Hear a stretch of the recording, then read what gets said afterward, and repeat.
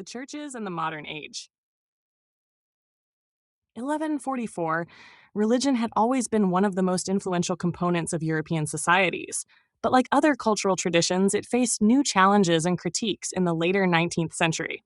It was now a long time since almost everyone had looked to religion for social and intellectual guidance. But religion was more threatened after 1860 or 1870 than ever in the past, because never before had science or philosophies drawing upon science addressed themselves so directly to the nature of life and of human existence. Never before had so many of the fundamental premises of traditional religion been questioned or denied. Darwinian evolution challenged the value of Christian ethics as well as the traditional picture of creation, and anthropologists questioned the uniqueness of the most sacred Christian tenets. There developed also the higher criticism of the Bible, an effort 645 to apply to the scriptures the techniques of scholarship long applied to secular documents, to incorporate archaeological discoveries, and to reconstruct a naturalistic, historical account of ancient religious beliefs and traditions. This form of critical textual analysis, going back at least to the 17th century, now drew on new methods of historical research and focused on both the Old Testament and the New. The Bible became for many scholars another object for comparative historical analysis rather than a sacred text. In the case of the Old Testament, the patient scrutiny of style and language cast doubt on the validity of certain stories or prophecies. And in the New, the inconsistencies or contrasts among the several gospel sources were demonstrated by a new generation of scholars and critics. The German theologian David Friedrich Strauss, 1808 to 1874, one such critical scholar, was the author of a widely discussed Life of Jesus, in which many 646 threats to religion, 1145 miraculous and supernatural episodes were reverently but firmly explained away as myth.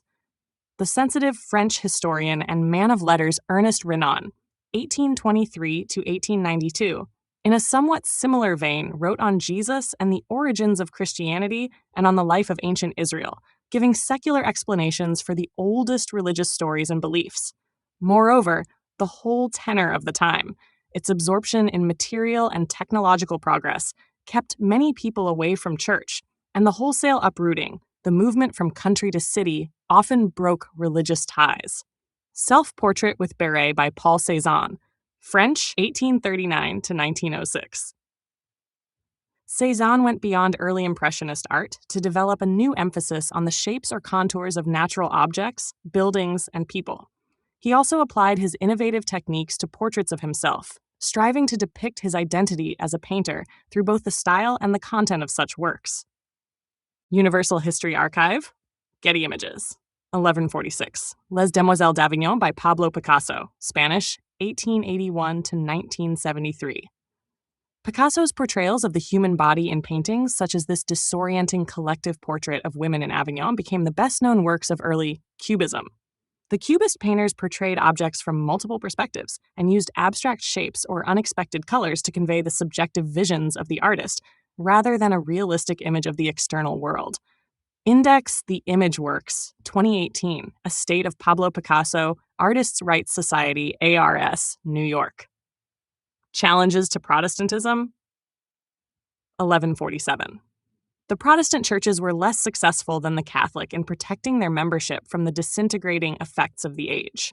Church attendance among Protestants became increasingly casual, and the theological doctrines set forth in sermons seemed increasingly remote to science-minded urban populations. Protestants traditionally trusted their own private judgment and regarded their clergy as their own agents, not as authoritative teachers placed above them. Protestants also had always set special emphasis on the Bible as the source of religious belief, and as doubts accumulated on the literal truth of biblical narratives, there seemed no other authoritative source on which to rely. Protestants tended to divide between fundamentalists and modernists. The fundamentalists, as they were called in the United States, sought to defend the literal word of Scripture, but their literal readings of the Bible clashed with some of the most indubitable findings of science. The modernists were willing enough to accept science and to interpret much of the Bible as allegory, but they often lost a strong sense of spirituality or urgent feeling of Christian truth. Most Protestant churches were slow to face the social problems and wholesale injustices produced by the economic system, though a group of Christian socialists had emerged by the early 20th century in some Protestant denominations. Because both education and the care for orphans, sick, and mentally disturbed persons generally passed to the state, Protestant groups tended to be less involved in the relief of suffering and the upbringing of the young. European Protestantism, to the regret of many Protestants, became increasingly a customary observance by people whose minds and social actions were elsewhere. Not until after the First World War could a strong Protestant revival be discerned, with a reaffirmation of basic doctrines by European theologians such as Karl Barth, 1886 to 1968, and an ecumenical movement on the part of divergent Protestant churches to combine. The Roman Catholic Church proved more resistant to the secularizing trends of the age.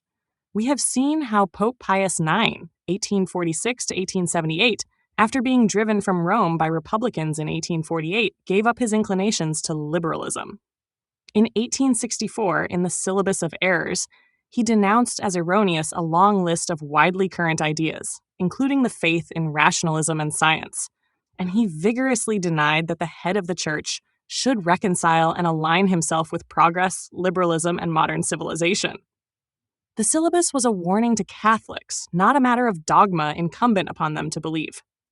In Dogma, the Immaculate Conception of the Virgin Mary was announced as dogmatic truth in 1854.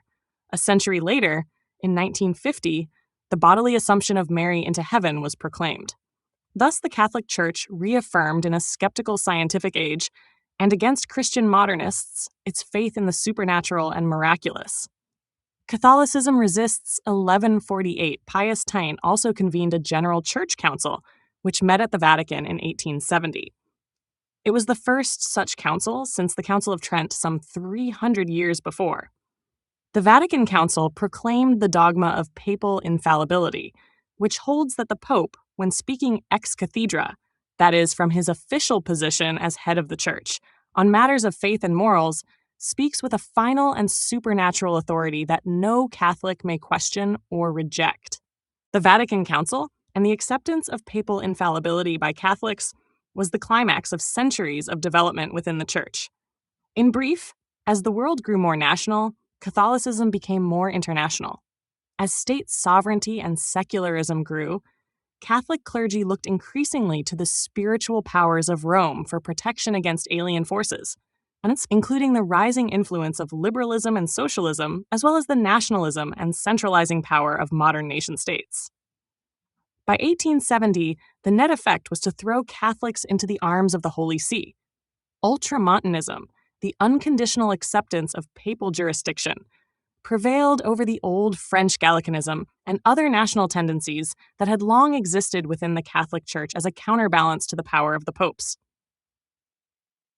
In 1870, while the 600 prelates of the Vatican Council were sitting, the new Italian state unceremoniously entered and annexed the city of Rome. The Pope's temporal power thus disappeared. It is now widely agreed that the loss of local temporal interests ultimately enhanced the spiritual influence of the papacy on Catholics throughout the world. The popes long refused, however, to recognize the loss of Rome, and each pope in turn, from 1870 to 1929, adopted a policy of self-imprisonment in the Vatican grounds. By the Lateran Treaty of 1929, the papacy finally recognized the Italian state, and Italy conceded the existence of a Vatican City about a square mile in area, as an independent state not legally within Italy at all.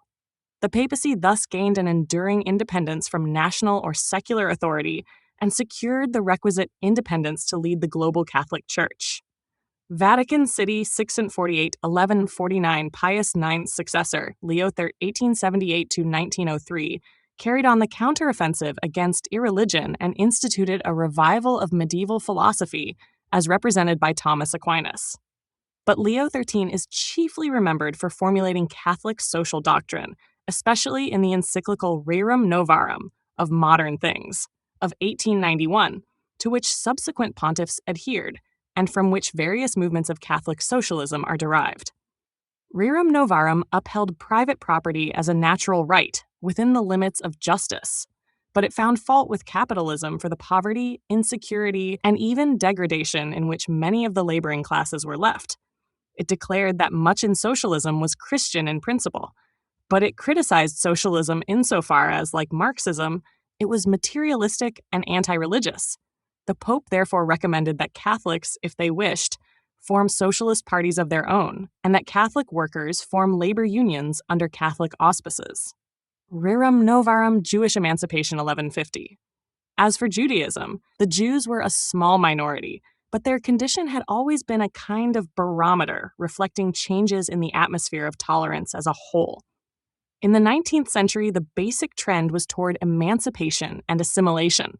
Science and secularism had the same challenging effects upon Orthodox Judaism as upon traditional Christianity. Reform Judaism grew up as the Jewish counterpart to modernism in other faiths. Secular Jews moved away from worship altogether.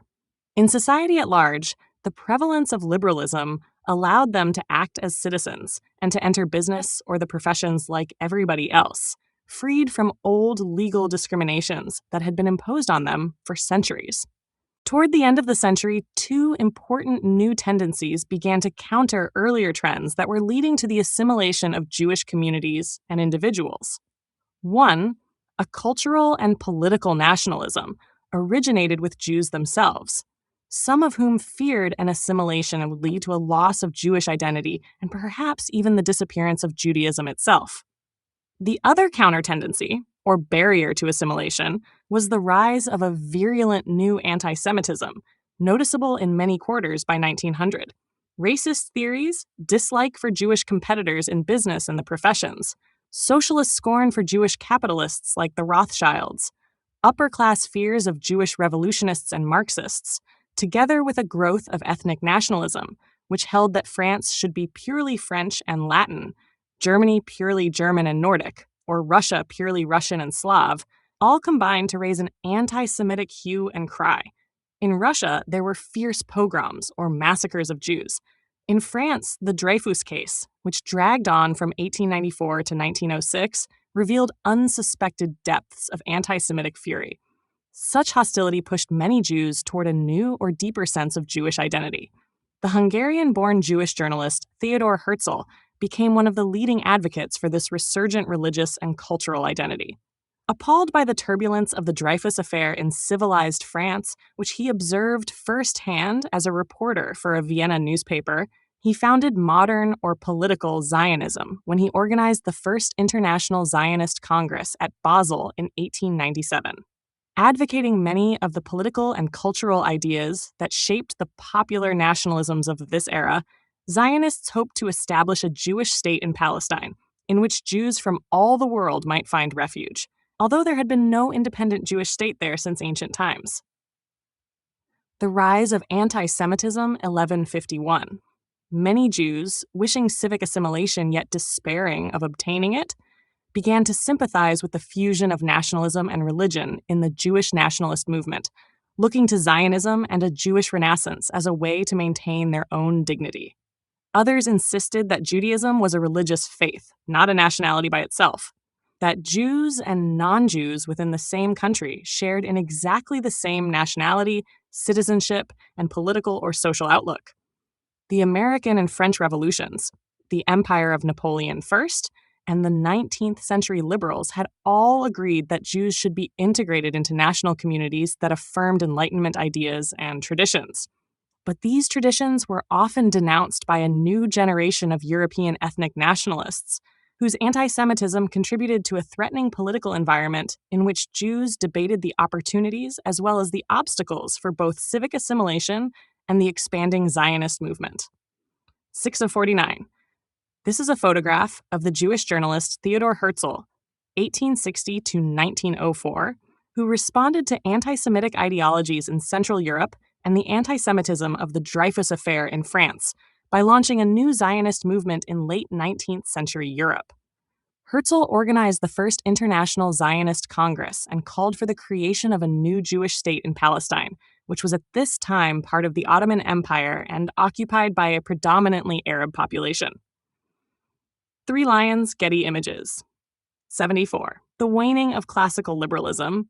1152. The net effect of the political, economic, cultural, and intellectual trends described above was twofold.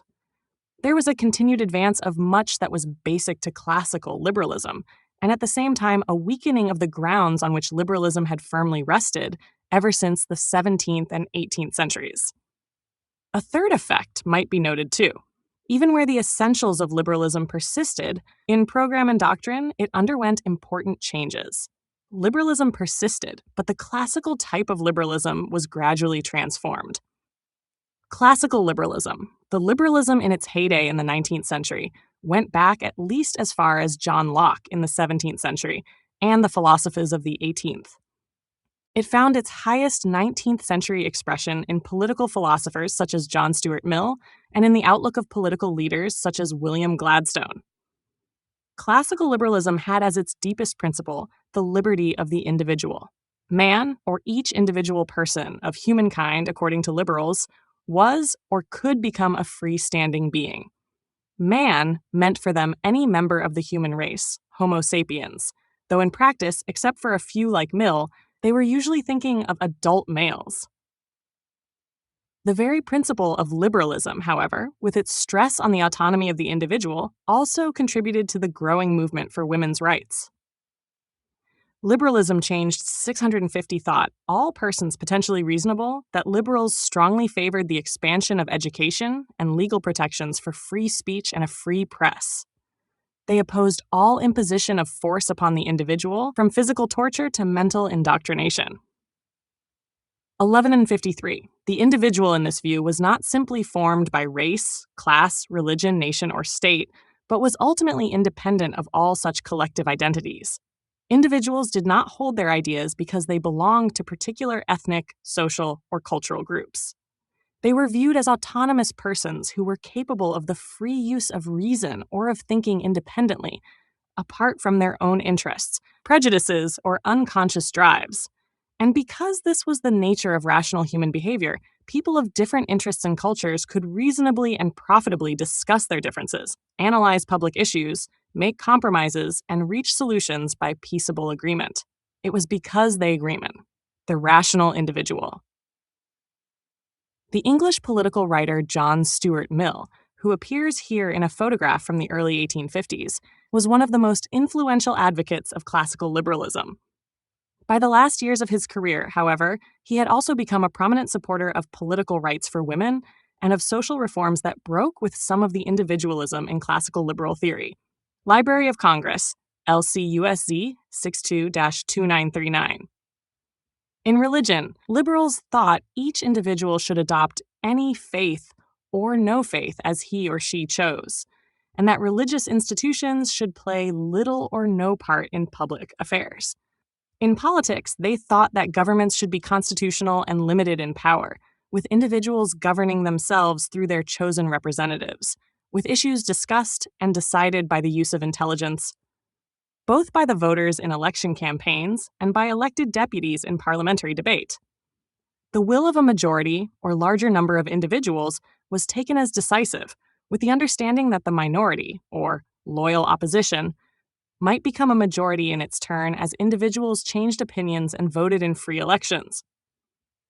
At first distrustful of democracy, fearing the excesses of popular rule, and eager to limit political power and the suffrage to the propertied classes, in the course of the 19th century, liberals came to accept the democratic principle of universal male suffrage, if not yet the vote for 1154 women. In economics, liberals viewed the whole world as peopled by individuals doing business with one another, buying and selling, borrowing and lending, hiring and firing, without interference from governments and without regard to religion or politics, both of which were thought to impose superficial differences upon the underlying uniformity of mankind. The practical or expected consequences of liberalism were toleration, constitutionalism, laissez-faire government policies, free trade, and an international economic system. It was thought that all peoples would eventually progress to these same ends, though the era's pervasive racism and the social political systems of imperialism blocked the actual application of liberal principles to the non-European peoples who lived under European rule in old and new colonial empires. 651. The decline of 19th century liberalism. Economic trends. 1155. There never was a time, even in one country, when all liberal ideas were simultaneously triumphant. Pure liberalism, like most other cultural and political ideologies, has never existed except as a doctrine. Advancing in one way, liberalism would be impeded or reversed in another. On the whole, however, in the decades before 1914, European states and cultures adopted a predominantly liberal framework for their internal institutions. But signs of the wane of liberalism set in clearly after 1880. Some, like the changing conceptions of human behavior, the new interest in the irrational and the rising anti-Semitism, have already been mentioned. The free economy produced many hardships. Workers tossed by the ups and downs of a labor market, and producers caught in the uncertainties of a world commodity market clamored for protection against exposure. A severe depression in 1873 sent prices and wages into a global collapse, and the economy did not fully recover until 1893. European farmers, both small French farm owners and big junker landlords in East Germany, demanded tariff protection. They could not compete with the American Middle West or the steppes of South Russia, both of which after 1870 poured their cereals at low prices into Europe. The revival of tariffs and decline of free trade, very marked in Europe about 1880, thus began with the protection of agricultural interests. Industry soon demanded the same favors. In Germany, the Junkers and the rising Rhineland industrialists joined forces in 1879 to extort a tariff from Bismarck. The French in 1892 adopted a high tariff to shelter both manufacturing and agricultural interests.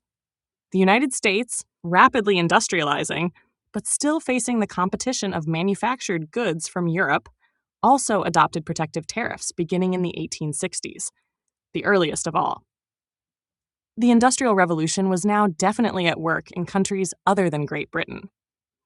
There was increasing resistance to free trade among Europeans, who had long bought manufactures from England, selling only raw materials and foodstuffs in return.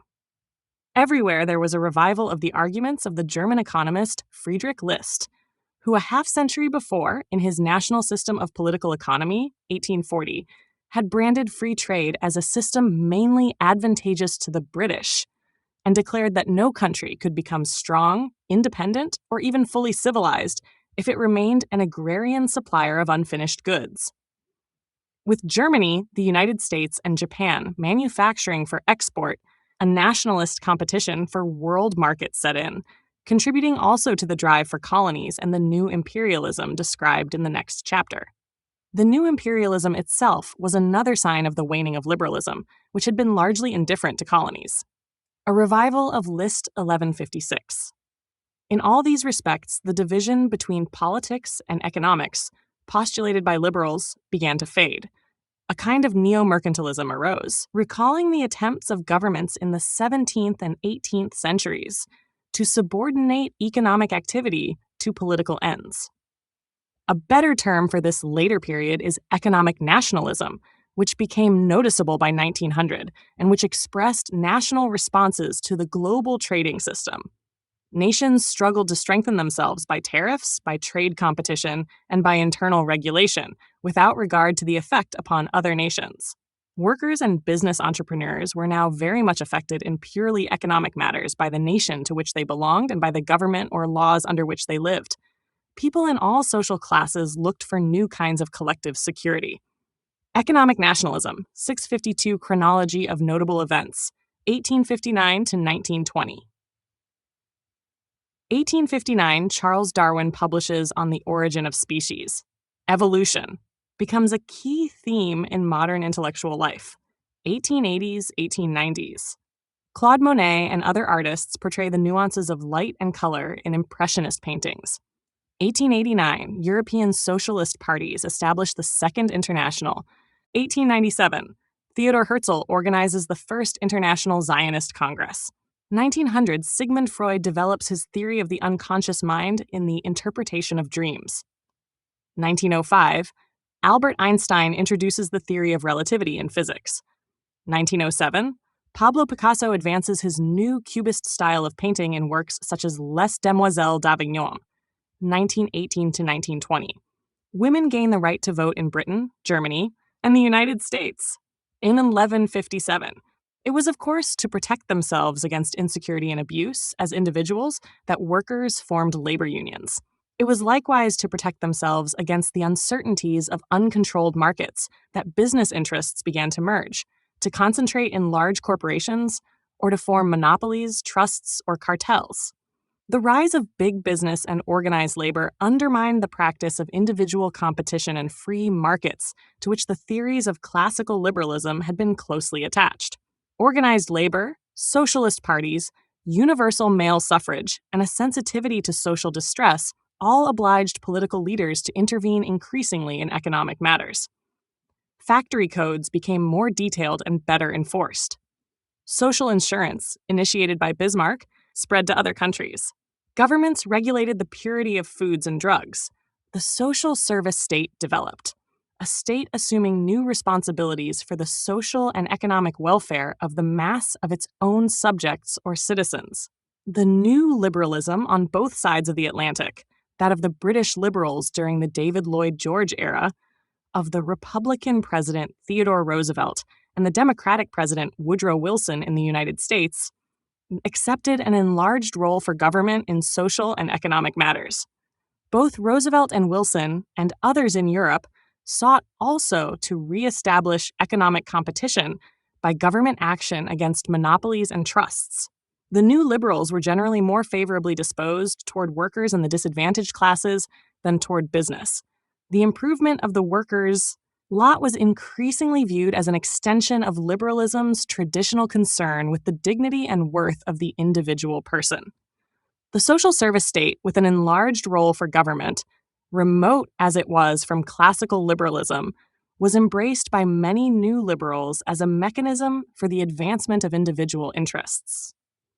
Unlike the socialists, who generally stressed the social identities of economic classes and the collective interests of workers, the new liberals still emphasized the autonomy of individual citizens, even as they argued that such citizens needed the assistance of government interventions for education, safer working conditions, and fair wages.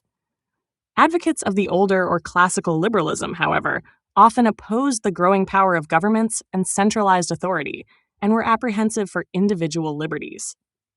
1158. The new Liberalism and Social Services, 653 Intellectual and Other Currents. Liberalism, both old and new, was undermined also by many developments in the field of thought described earlier in this chapter: Darwinian evolution, the new psychology, and trends in philosophy and the arts. Paradoxically, this great age of science found new evidence to show how the human being was not a rational animal. Darwinian theory implied that the human species was merely a highly evolved organism whose faculties could be described basically as successful adaptations to an environment. Psychology seemed to teach that what was called reason was often only a rationalization to justify material wants or emotional and unconscious needs, and that conscious reflection dominated only a narrow part of human behavior. Ideas themselves were said to be the products of cultural conditioning or of social power. There were English ideas, or Anglo-Saxon ideas, or bourgeois or progressive or reactionary ideas. In politics, some believed that parties or nations with conflicting interests could never reasonably agree on a program common to both, because neither could ever get beyond the limitations of its own outlook. It became common to dismiss the arguments of an adversary without further thought and without any expectation that analytical thought could overcome difficulties. This insidious anti-intellectualism was destructive to liberal principles. If, because of prior conditioning, it was impossible to change one's mind, then there was no hope of settling matters by persuasion. Challenges to Liberalism, 1159. From the view that the human being was not essentially a rational creature, which in itself was only a scientific attempt at a better understanding of human behavior, it was but a short step deliberately to reject reason and to celebrate the irrational, to stress the will, intuition, impulse, and emotion, and to place a new value on violence and conflict. A philosophy of realism, a kind of unreasoning faith in the constructive value of struggle, and a tough minded rejection of ideas and ideals spread across much of Europe. It was not new. Marxism, since the 1840s, had taught that class war, latent or open, was the driving force of history. Now, Nietzsche rejected the religious descriptions of ethical virtues in favor of personal courage and daring. And the social Darwinists glorified the successful and the dominant in all phases of human activity as the most fit in a perpetual struggle for existence. Other thinkers embraced a frank irrationalism.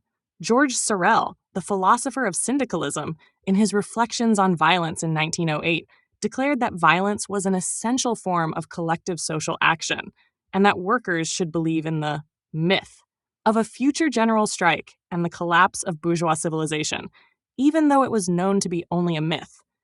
The function of thought in this concept of the social myth was to keep people agitated and ready for action, not to achieve any correspondence with rational or objective truth. Such ideas soon passed into the fascism and other activist movements of the 20th century, which played on human fears. Thus, the end of the 19th century, the greatest age of peace in Europe's history, abounded in philosophies glorifying struggle. People who had never heard a shot fired in anger solemnly announced that world history moved forward by violence and antagonism.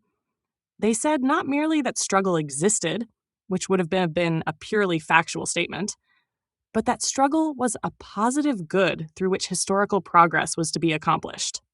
The popularity of struggle was due not only to historical theories, but also in part to actual historical events. People remembered that before 1871, certain political and social questions had been settled by force, that the revolutionary movements in 1848 and in the Paris Commune of 1871 had been put down by the military, and that the unity of Italy and Germany, as well as of the United States, had been confirmed by war. 1160. In addition, after 1871, all continental European states maintained large standing armies, the largest ever supported until then in peacetime eras. The popularity of struggle. These miners, who were on strike at a coal mine in northern France in 1906, represent the militancy of the early 20th century European labor movement, demanding better wages, better working conditions, and a greater role in public life. Labor became an important force in the political cultures of all major European states during this era. Roger Viollet, The Image Works. In economic and political matters, even in England, the homeland of classical liberalism, there were numerous signs between 1900 and 1914 that the older liberalism was on the wane. Joseph Chamberlain led an English movement to return to tariff protection, to repeal, so to speak, the repeal of the Corn Laws. The tariff was rejected, but the new protectionism was strong enough to disorient the Conservative Party in 1906. The Liberal Party abandoned its traditional laissez-faire policy in sponsoring the labor legislation of the years following 1906.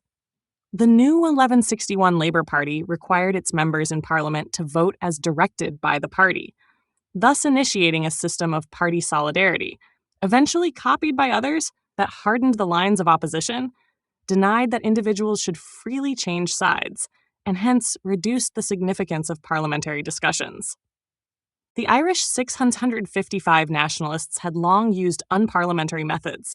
In 1914, when Parliament at last enacted Irish Home Rule, the anti-Irish and conservative interests prepared to resist parliamentary action by force.